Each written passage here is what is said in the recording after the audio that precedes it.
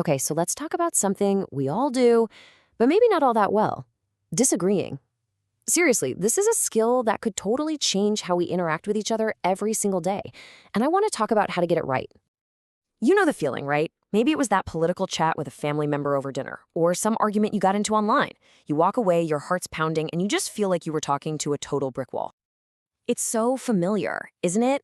It's like the more you talk, the farther apart you get.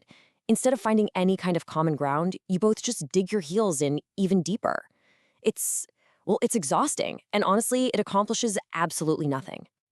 But what if we've been looking at this whole thing the wrong way?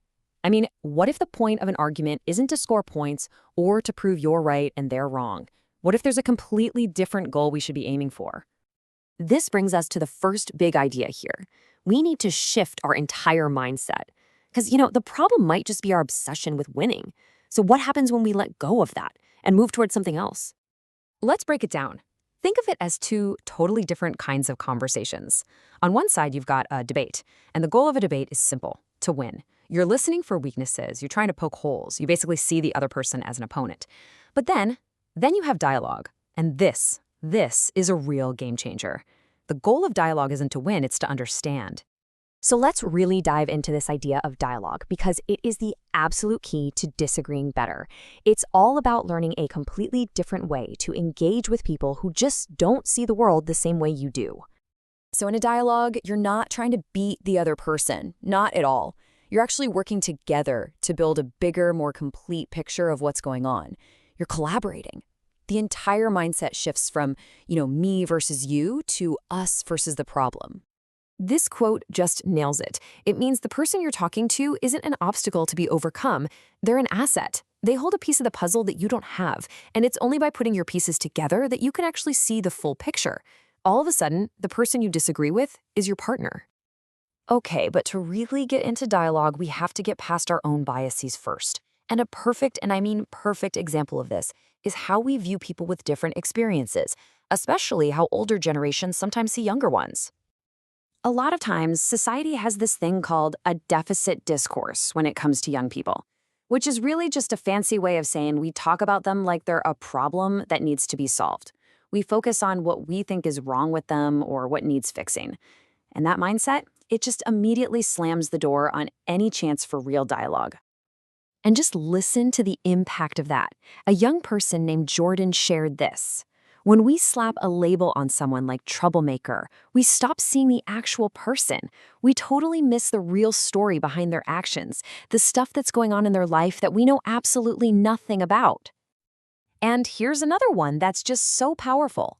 What looked like a problem from the outside was actually a cry for help.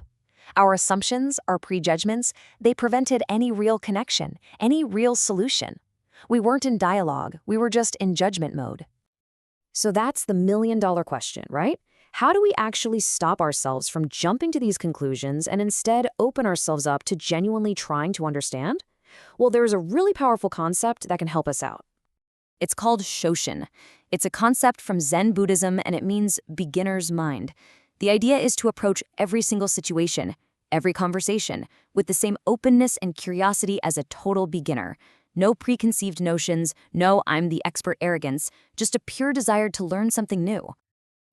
What's so interesting about this is the paradox it points out. We all think being an expert is the goal, right? But sometimes that very expertise can make us close-minded. We think we already know the answers, so we just stop looking. The beginner, though? The beginner sees a world full of possibilities. It's literally the lesson from The Emperor's New Clothes. Remember that story? All the expert adults in the kingdom, they're trapped by their own assumptions and what everyone else thinks, so they all pretend to see these amazing clothes. But it takes a kid, someone with a beginner's mind, someone with no preconceptions, to just blurt out the simple truth. The emperor has no clothes. Okay, so the theory is great. We know we need to aim for dialogue. We know we should adopt a beginner's mind. But how do we actually do that in a real live conversation? Let's get practical. It really boils down to 3 foundational steps. 3 things you need to do to build the kind of bridge that allows for real dialogue. You have to create a safe space, you have to actively build empathy, and you have to consciously balance the power in the room. So, first up, creating a safe space. This isn't just a buzzword. It means a space that's psychologically and emotionally safe, an environment that's built on mutual respect, where people actually feel like they can share their real thoughts without being shot down or judged. Without that foundation, forget it. Dialogue is impossible. Second, building empathy. And you know what the most powerful tool for this is? Telling stories. When we can get away from just abstract arguments and start sharing our personal lived experiences, it reveals our shared humanity. It lets us see the world through someone else's eyes and find that common ground we never even knew was there. And third, and this one is so important, we have to be aware of power. In any conversation, some people's voices just naturally carry more weight. Maybe they're older, maybe they have a certain title. We have to consciously make room for the quieter voices, for the perspectives that usually get overlooked, to make sure everyone feels like their contribution actually matters. And I want to be clear, this isn't just some nice-to-have communication skill. In the world we're living in right now, this is absolutely essential for our future. Take a look at this number for a second, 175. Any ideas what that represents? That's 175 zettabytes. It's the absolutely staggering amount of data our world is projected to generate every single year by 2025. We are literally drowning in information, in opinions, and noise. And the only way we're going to navigate all this complexity and find our way to the truth isn't more data. It's better conversations. It's dialogue. So here's the bottom line. Every conversation we have is a choice. Every single time we disagree with someone, we have a decision to make. Are we going to use our words to build the wall between us just a little bit higher? Or are we going to try, step by step, to build a bridge instead? The choice really is up to us.